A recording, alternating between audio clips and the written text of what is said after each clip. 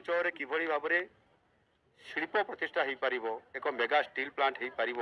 ये कथा को मुझे बारंबार प्राधान्य दे आसी आगु एवं एबे मुख्यमंत्री है गुरुत्व दौची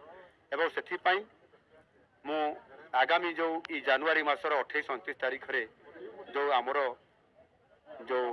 उत्कर्ष Odisha make in Odisha conclave 2025 जो आमर इन्वेस्ट जो मीट हो ये भुवनेश्वर होगापी जाऊँगी 28 और 29 तारीख रे एवं से बेलू एक मेगा स्टील प्लांट केमती एमओयू साइन हो पार मु फोकस रखी एवं आलोचना जारी रही एवं निश्चित भाव में मु सफल हेबी बोली आशावादी अच्छी आउ केन्दुझरवासी को प्रतिश्रुति देवाई चाहे जेहेतु केन्दुझर जिले में लुहापथर मांगानीज क्रोमाइट डोलामाइट चूनपथर एमती अनेक प्राकृतिक खनिज संपद भरा केन्दुझर होता कारण प्राचुर्यता भितर आमको आगू जावाई पड़ो ये शिल्प प्रतिष्ठा करने पड़ो या आधार कर निश्चित भाव में मेगा स्टील प्लांट प्रतिष्ठा हेब